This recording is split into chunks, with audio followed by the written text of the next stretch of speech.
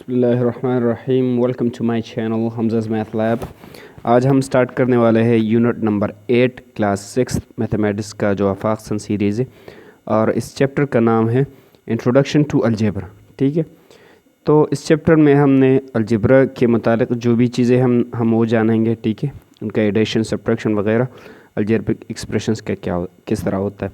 तो सबसे पहले आप लोगों ने वो पिछले जो यूनिट्स पढ़े ना, यूनिट 6 और यूनिट 7, वहाँ पर अरिथमेटिक्स थे। ठीक है, तो अरिथमेटिक्स और ये अलजेब्रा, ये दोनों मैथमेटिक्स के भी ही ब्रांचेस है। ठीक है, ये दोनों आपस में रिलेटेड है, लेकिन उनमें फ़र्क क्या है। वहाँ पर क्या होता था, हम दो चीज़ों को जमा या मनफी करके या मल्टीप्लाई करके जो भी ऑपरेशन हो उसकी वैल्यू हम निकालते थे। फॉर एग्ज़ाम्पल इस तरह हम करते थे। फॉर एग्ज़ाम्पल मैंने 1 + 2 तो क्या आना है जवाब में, वो हमने मालूम करना।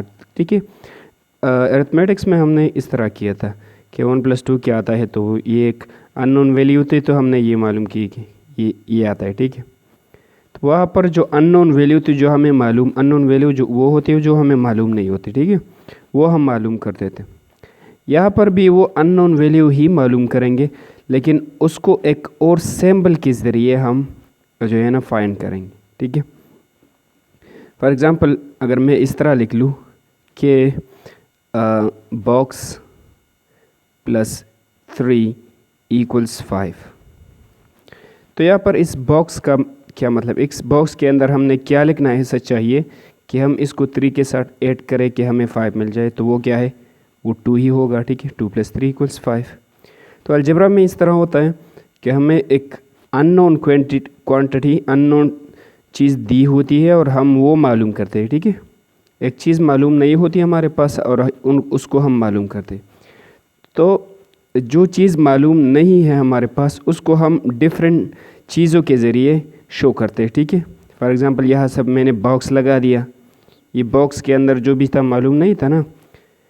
समटाइम्स हम ये साइंस लेटर्स भी यूज़ कर सकते हैं, A, B, C, ए से लेकर Z तक, ये लेटर्स भी हम यूज़ कर सकते हैं अननोन क्वांटिटी के लिए। फॉर एग्ज़ाम्पल ए से मैंने लिख दिया A + 2 = 10, तो इस तरह मैंने लिख दिया।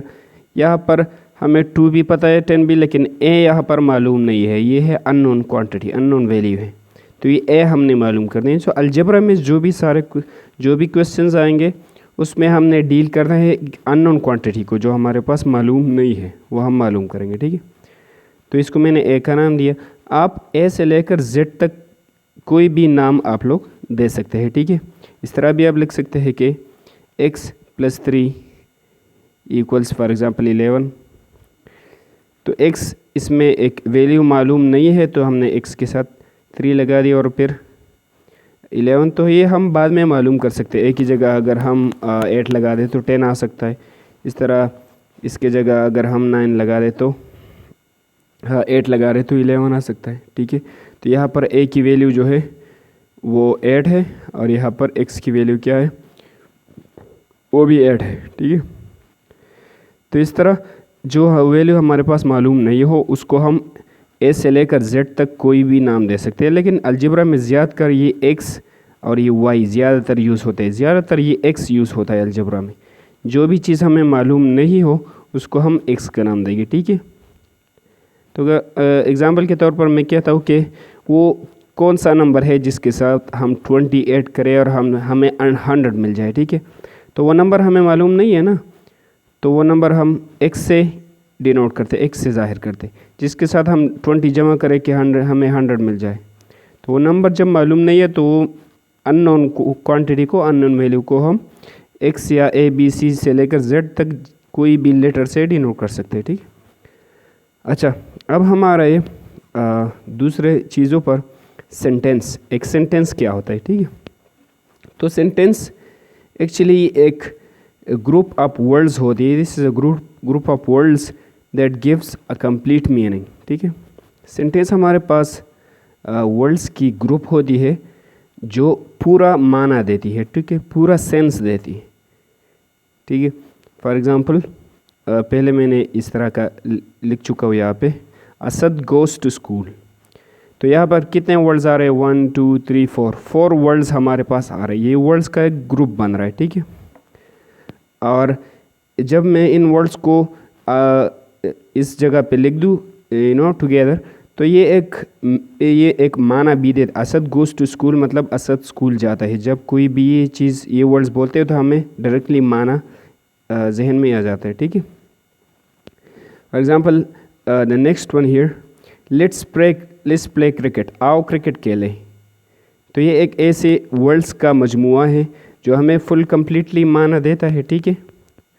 तो जब वर्ड्स इकट्ठे हो जाते हैं और वो कंप्लीट माना दे तो उनको फिर हम बोलते हैं सेंटेंस, ठीक है। एक सेंटेंस हमारे पास ट्रू भी हो सकता है और फॉल्स भी हो सकता है, ठीक है। आप लोग यहाँ पर देख लें, मैंने लिखा है 2 + 2 = 5। ये तो एक सेंटेंस है, ठीक है। इसका मतलब ये है कि 2 और 2 को जब हम जमा करें तो 5 आता है, ठीक है। तो 2 + 2 = 5, लेकिन ये ट्रू नहीं है, ये फॉल्स है, क्योंकि 2 + 2 तो 4 आता है ना। तो सेंटेंस हमारे पास फॉल्स भी हो सकता है और ट्रू भी हो सकते हैं। अगर आप इसको देख लें, 3 + 5 = 8, तो ये तो ट्रू है, ठीक है। तो सेंटेंस एक्चुअली में हमारे पास वर्ड्स का ग्रुप होता है जो कंप्लीट माना देता है, ठीक है। अच्छा, और सेंटेंस में हमने ये भी याद कर लिया कि बाज़ दफ़ा ये ट्रू होती है, बाज़ दफ़ा ये फॉल्स होती है। यहाँ पर मैंने लिखा है some sentences are true, some are false and some are ambiguous. इसका क्या मतलब है? बाज़ सेंटेंसेस हमारे पास ट्रू होते हैं, जिस तरह हमने ये देखा 3 + 5 = 8, ये सेंटेंस है ना, और ये ट्रू भी है, 3 और 5 8 ही आता है, ये ट्रू सेंटेंस है। बाज़ सेंटेंसेस हमारे पास फॉल्स होते हैं, ठीक है। फॉल्स सेंटेंस, ये एग्जांपल है 2 + 2 = 5, ये तो 5 नहीं आता, 2 + 2 तो 4 आता है, ये फॉल्स है। तो बाज़ सेंटेंसेस ट्रू होते हैं, बाज़ सेंटेंसेस फॉल्स होते हैं।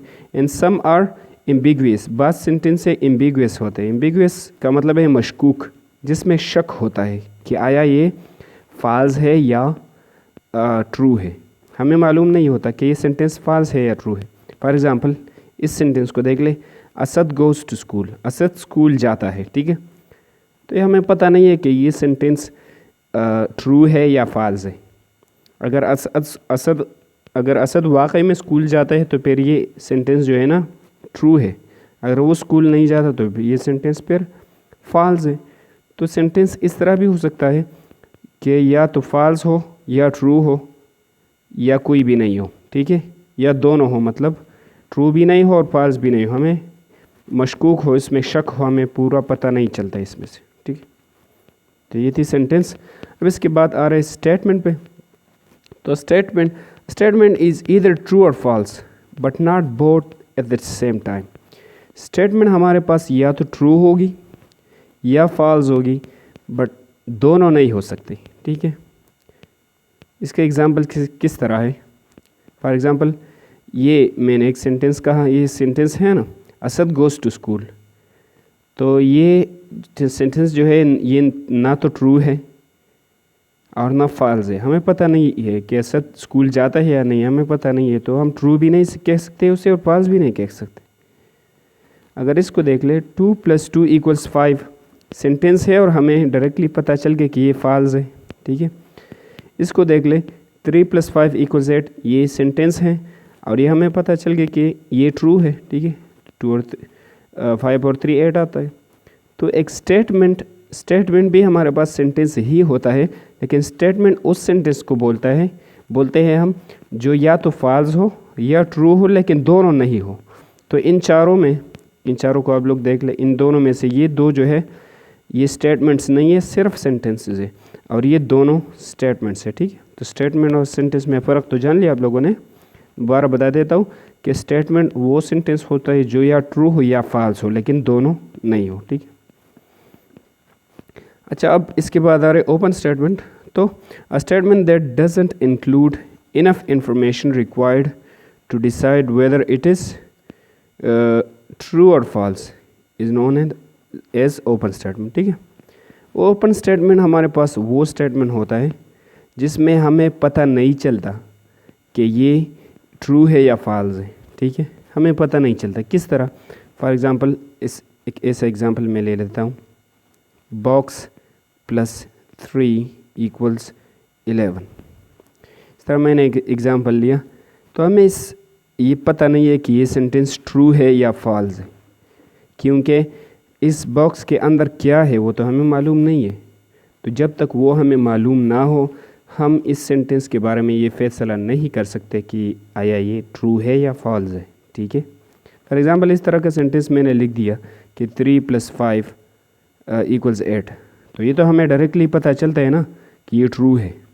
लेकिन ऐसे सेंटेंसेस जिससे हमें डायरेक्टली पता नहीं चलता, हम फैसला नहीं कर सकते कि ट्रू है या फॉल्स है, उस स्टेटमेंट को हम बोलेंगे ओपन स्टेटमेंट। ठीक है, फॉर एग्ज़ाम्पल इस तरह मैंने लिख दिया ट्राइंगल + 4 = 15।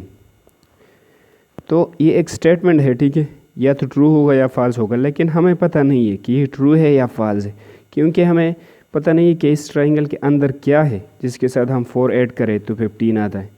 ठीक है, तो हमें पूरी जानकारी यहाँ पर नहीं है, पूरा इल्म नहीं है, तो फिर हम नहीं कह सकते कि यह ट्रू है या फॉल्स है। तो इस तरह के सेंटेंसेस स्टेटमेंट्स को बोलते हैं ओपन स्टेटमेंट, जिसका पता नहीं चलता कि ट्रू है या फॉल्स है। एक और एग्जांपल ले लेते। फॉर एग्जांपल मैंने लिख दिया बॉक्स + 3 = 19। तो इस स्टेटमेंट का भी हमें पता नहीं चलता कि ये ट्रू है या फॉल्स है, क्योंकि इसमें हमें मालूम नहीं है कि बॉक्स के अंदर क्या है। तो स्टेटमेंट या तो ट्रू होगा या फॉल्स होगा, और या जब हम पता नहीं चलता हमें कि ट्रू है या फॉल्स है, उस स्टेटमेंट को हम बोलते हैं क्या, ओपन स्टेटमेंट। तो ये हमारे पास ओपन स्टेटमेंट है, ये भी ओपन स्टेटमेंट है और ये भी। ठीक है, ये वाला नहीं है। अब हम आ गए ऑन योर ओन 8.1 पे, इसको सॉल्व कर रहे हैं। तो इसमें क्वेश्चन नंबर 1 में कह रहा है are the following statements true और फॉल्स। तो इन स्टेटमेंट्स को हमने देखना है कि ये ट्रू है या फॉल्स है। ठीक है, ये हम देखेंगे। तो पहला स्टेटमेंट अगर आप लोग देख ले, इसमें कह रहा है 6 + 5 = 15। जब हम 6 और 5 को ऐड करें, जमा करें तो 11 आता है ना, तो 15 नहीं आता। तो मतलब ये है कि ये फॉल्स है, ये गलत है। तो इस यहाँ पर हम लिखेंगे फॉल्स। ठीक है, पर मैंने फॉल्स लिख दिया। अब इस बी को देख ले। तो इसमें कह रहा है England is in Islamic country. England हमारे पास एक इस्लामिक कंट्री है, तो ये तो फॉल्स है ना। इंग्लैंड तो इस्लामिक कंट्री नहीं, वहाँ पर तो ज़्यादातर क्रिश्चियंस रहते हैं, ईसाई लोग रहते हैं, और जूस भी है, यहूद भी वहाँ पर रहते हैं। तो वो इस्लामिक कंट्री नहीं है, तो ये भी फॉल्स है। ठीक है, लिखेंगे फॉल्स। अच्छा, अब इस पार्ट सी पे आते हैं। तो पार्ट सी में क्या कह रहा है, 2 is the only even prime number. 2 हमारे पास इवन प्राइम नंबर है। इसको ज़रा एक्सप्लेन कर देते हैं पहले। इवन प्राइम नंबर्स क्या होते हैं? प्राइम नंबर्स वो नंबर्स होते हैं जो 1 और अपने आप पर सिर्फ डिवाइड हो सकते हैं। फॉर एग्ज़ाम्पल आप लोग देख ले 2, ये सिर्फ 1 पर डिवाइड हो सकता है और अपने आप पर, दूसरे टेबल में नहीं आता। 3 देख ले तो ये सिर्फ 1 के टेबल में आता है और 3 के टेबल में। 1 और अपने आप पर डिवाइड हो सकता है, किसी और नंबर पर नहीं। 5 को देख ले, इस तरह ये भी है। 7, 11, 13, ये हमारे पास ये आगे तक जा रहे हैं, ये प्राइम नंबर्स है। ठीक है, इनमें तमाम प्राइम नंबर्स को आप लोग देख ले तो ये भी एक ऑड नंबर है, ये भी ऑड है, ये भी ऑड है, ये भी ऑड है, ये सारे ऑड है। आगे जो आ रहे हैं वो सारे ऑड है। लेकिन 2 एक ऐसा नंबर है प्राइम नंबर्स में से 2 एक ऐसा नंबर है जो क्या है, जो इवन है। तो प्राइम नंबर्स में से 2 सिर्फ इवन है और ये सारे क्या है, ये ऑड है। जो भी आगे तक आ रहे ये ऑड है, लेकिन 2 इवन है। तो ये बात सही है कि 2 एक ऐसा नंबर है प्राइम में से कि वो इवन है, बाकी सारे ऑड। तो यहाँ पर क्या बोल रहे, 2 is the only even prime number. तो 2 एक ऐसा प्राइम नंबर है जो सिर्फ इवन है। तो ये बात सही है और हमने साबित कर दिया, तो ये बात ट्रू है। ठीक है, अब पार्ट डी पे जा रहे हैं। तो पार्ट डी में आप लोग देख ले, इसमें कह रहे हैं 0 is the first natural number. जब हम नेचुरल नंबर्स याद कर लेना, नेचुरल नंबर्स हम n से जाहिर करते हैं और इस तरह लिखते हैं 1, 2, 3 और इस तरह जाते। तो इसमें तो 0 है ही नहीं, इसमें तो 0 नहीं है और यहाँ पर 0 की बात हो रही है। तो ये फॉल्स है ना, नेचुरल नंबर्स में तो 0 नहीं है। हमने देख लिया, तो ये फॉल्स हुआ फिर। ठीक है, अब पार्ट ई पे आते हैं। तो ई में क्या है, 5 is a natural number. Natural numbers में 5 मौजूद है। तो अगर आप लोग देख ले, ये आगे तक जाएंगे ना, 1 2 3 4 5, तो 5 भी आगे इसमें आएगा। तो नेचुरल नंबर में 5 मौजूद है और ये सेंटेंस करेक्ट है। ठीक है, ये ट्रू है, नेचुरल नंबर्स में 5 आता है। अब इसको देख ले, तो हमें कह रहा है कि ये इसके बराबर है। हम चेक करेंगे कि इसके बराबर वाकई में है कि नहीं। तो 5 + 4 - 2 मैं लिखूँगा 5 + 4 - 2 फिर इक्वल्स क्या है, 6 + 8 + 2, 6 + 8 + 2। तो इनको हल करेंगे, 6 + 8 + 2, इनको हल करेंगे कि इन दोनों से एक ही जवाब आता है कि नहीं, फिर हम मानेंगे। 5 और 4 ये 9 बन गया, फिर है -2, फिर ये इक्वल 6 + 8 ये बन गया 14 और +2, 9 से 2 गया तो 7 आ गया, और 14 + 2 ये 16 आता है। तो 16 और 7 तो बराबर नहीं है ना, 7 इज़ नॉट इक्वल टू 16, तो इसके बराबर नहीं। मतलब ये कि ये इसके बराबर नहीं है, ये फॉल्स है। ठीक है, अगर बराबर आ गया तो ट्रू होगा, लेकिन अगर बराबर नहीं आया तो फिर फॉल्स होगा। तो ये पार्ट क्या है, ये हमारे पास है फॉल्स। इसके आगे हम लिखेंगे फॉल्स। बड़े मज़े की बात है, यहाँ पर सारे फॉल्स आ रहे हैं। अच्छा, अब पार्ट जी पे जा रहे हैं। तो पार्ट जी में अगर आप लोग देख ले, यहाँ पर है 7 is a prime number. 7 prime number है। तो प्राइम नंबर अगर आप याद कर ले, वो नंबर्स होते हैं जो सिर्फ 1 पर डिवाइड हो सकते हैं और अपने आप पर। तो 7 भी वही नंबर है, सिर्फ 1 के टेबल में आता है, 1 7 * 7, और 7 के टेबल में भी है 7 1 7, और किसी नंबर पर ही डिवाइड नहीं हो सकता। तो 7 एक प्राइम नंबर है, ये बात सही है। ठीक है, तो हम लिखेंगे ट्रू। अच्छा, अब पार्ट एच पे आ रहे हैं। तो एच को सॉल्व करें। 7 + 2 ये तो 9 आता है ना, उन्होंने 4 लिखा है, तो ये क्या है, ये गलत है, फॉल्स है। ठीक है, अब हम आ रहे हैं क्वेश्चन नंबर 2 पे। तो इसमें कह रहे हैं replace the unknown value with the number two make the statement true. ठीक है, अगर आप इन क्वेश्चंस को देख ले तो इनमें यहाँ पर 5 है, लेकिन यहाँ पर x है। x का मतलब ये है कि ये वैल्यू हमें मालूम नहीं है। ठीक है, तो इस वैल्यू को हमने मालूम करना है। तो वो वैल्यू हम मालूम करेंगे, फिर इसकी जगह पुट करेंगे, तो हमें ये इक्वेशन ट्रू बन जाएगा। ठीक है, ये इक्वेशन फिर ट्रू बन जाए। लेकिन वो हमें मालूम करना है कि x वैल्यू x की जगह हम क्या ऐसा लगा दें कि उसको 5 के साथ जमा कर ले कि हमें 3 मिल जाए। ठीक है, इस तरह इस y की जगह क्या लगा दें जिससे 1 माइनस करे कि हमें 6 मिल जाए, तो वो हमारे y की वैल्यू होगी। ठीक है, इस x y और इन जो वगैरह ये चीज़ें आ रहे हैं ना, इनको हम बोलते हैं वेरिएबल्स। ठीक है, ये बाद में समझाएंगे। तो आइए इनको सॉल्व कर देते।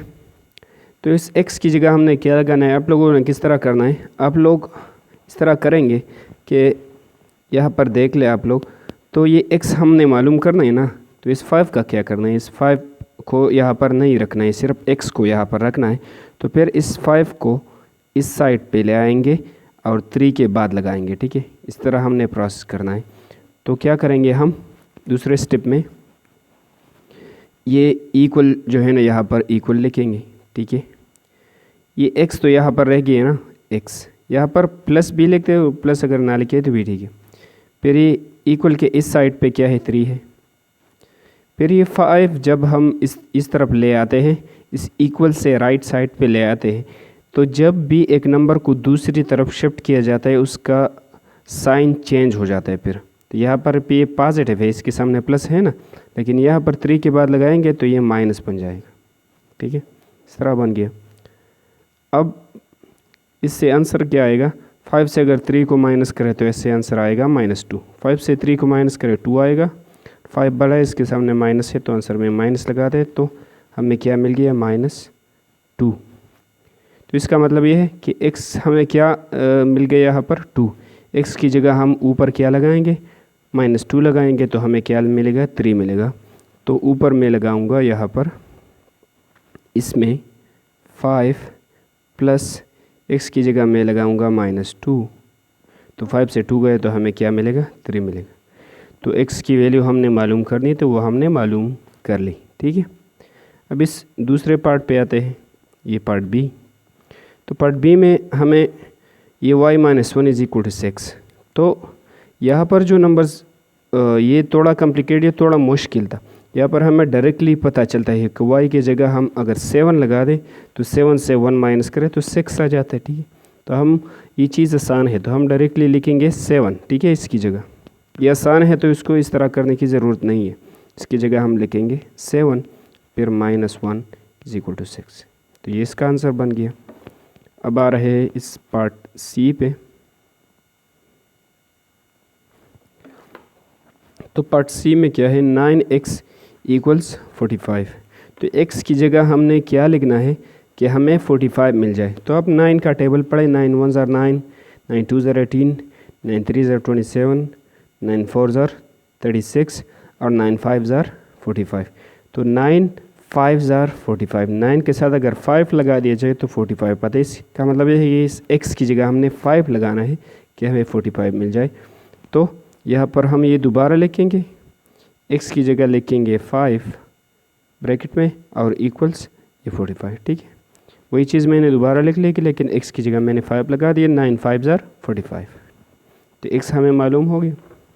यहाँ पर x मालूम करना आसान है लेकिन बाज़ ऐसे इक्वेशंस आते हैं जिसमें मालूम करना मुश्किल होता है, तो फिर हम मालूम करेंगे, कुछ प्रोसेस है हमारे पास। अच्छा, अब इसके बाद ये 5y = 20। तो ये भी आसान है। 5 का टेबल आप लोग पढ़ लें। 5 1 = 5, 5 2 = 10, 5 3 = 15, 5 4 = 20। तो 5 के ज़्यादा अगर 4 लगाया जाए तो 20 आता है। 5 4 = 20। तो मैं लिखूँगा 5 और 4 = 20। 5 4 = 20। तो y क्या है इसमें, 4 है। 5 4 = 20। अब आ रहे पार्ट एफ पे। मेरा गला थोड़ा ख़राब है तो माज़रत चाहता हूँ इसके लिए।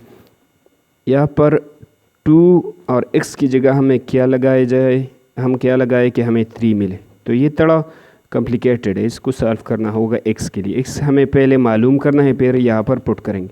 वहाँ पर जो क्वेश्चंस गुजरे वो आसान थे लेकिन यहाँ पर थोड़ा चीज़ मुश्किल है। ठीक है, तो यहाँ पर हम क्या करेंगे, ये x हम मालूम करना है ना, तो x मालूम करेंगे, इसके साथ ये 2 क्या कर रहा है, इस 2 को हम ख़त्म करेंगे। 2 को किस तरह ख़त्म करना है, अगर इस 2 को हम 2 पर डिवाइड करें तो क्या होगा, ये दोबारा मैं लिख लेता हूँ, 2x = 3। अगर इस 2 को हम 2 पर डिवाइड करें तो क्या होगा, ये 2 के साथ कैंसिल हो जाएगा और हमें x मिल जाएगा जो हमें दरकार है, जो हमें जो है ना, जो वांटेड है। लेकिन जब यहाँ पर इस एक साइड को मैंने 2 पर डिवाइड किया तो आप लोग इस दूसरे साइड को भी 2 पर डिवाइड करेंगे। इक्वेशन का मतलब है मसावत, मसावत का मतलब है बराबरी करना। बराबरी मतलब ये है कि एक साइड को जिस पर डिवाइड किया दूसरे को भी करेंगे। ठीक है, इंसाफ करेंगे यहाँ पे। तो इसको 2 पर डिवाइड किया, इस पर भी, इसको भी 2 पर डिवाइड किया। यहाँ पर तो 2 और 2 कैंसिल हो गया, हमें क्या मिल गया, x मिल गया और इक्वल्स यहाँ पर क्या बच गया, 3/2।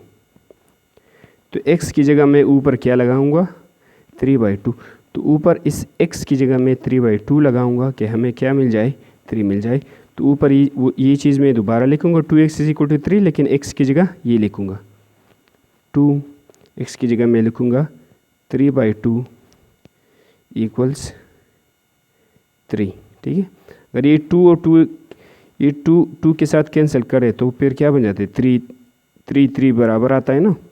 तो ये इसका आंसर है। ठीक है, x की जगह क्या लिखना है हमें, 2/3। तो ये चीज़ ज़रा मुश्किल थी लेकिन हमने फाइंड कर दी। ठीक है, अच्छा यहाँ पे अगर आप लोग देख लें तो ये भी आसान है, वैसे भी हम फाइंड कर सकते हैं।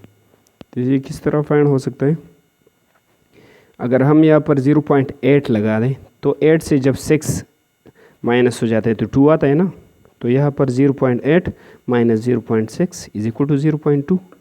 तो इसकी जगह हम क्या लगाएंगे यहाँ पे, 0.8।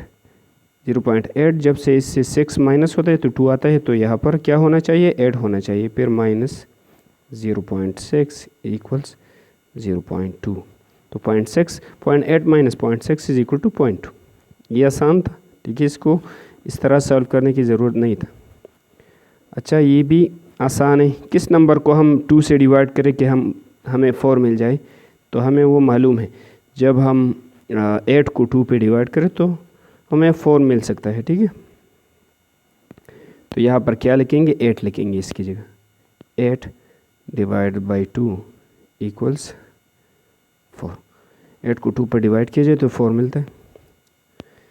इस पार्ट पे आते हैं, तो हम P से कौन से नंबर से हम 4 माइनस करें कि 11 आ जाए, तो जब हम 15 से 4 माइनस करें तो 11 आता है ना, तो यहाँ पर P की जगह हम लगाएंगे 15 और फिर -4 इक्वल्स 11। तो ये चीज़ें आसान थी, लेकिन ये पहला वाला थोड़ा मुश्किल था और ये F वाला थोड़ा मुश्किल था, वो हमने कर दिया। अच्छा, अब हम आ रहे हैं क्वेश्चन नंबर 3 पे। इसमें कह रहा है underline the variables in each of the following. तो इन क्वेश्चंस में हमने वेरिएबल्स मालूम करने हैं और फिर इनको अंडरलाइन करना है, ठीक है। सबसे पहले समझ लेते हैं कि वेरिएबल्स क्या चीज़ है, फिर इन क्वेश्चंस पे आएंगे, ठीक। अच्छा, तो हमने पढ़ा कि अलजेब्रा में हम अननोन वैल्यूज़ को फाइंड करते हैं। जो वैल्यू हमारे पास मालूम नहीं हो तो हम फाइंड कर देते हैं, ठीक है। तो उन वैल्यूज़ को हम ए से लेकर A, B, C इस तरह आगे तक Z तक जो भी नाम देना चाहते हैं उसको हम वेरिएबल्स बोलते हैं, ठीक है। फॉर एग्ज़ाम्पल मैंने इस तरह लिख दिया कि Z + 5 इक्वल्स 10, ठीक है।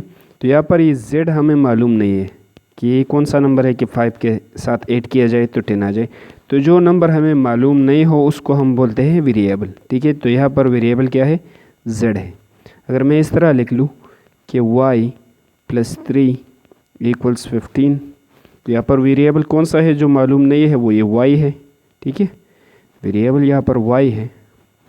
अगर हम लिख ले कि A + B इक्वल्स 3, तो यहाँ पर वेरिएबल 2 है, ये भी है और ये भी है, ये दोनों मालूम नहीं।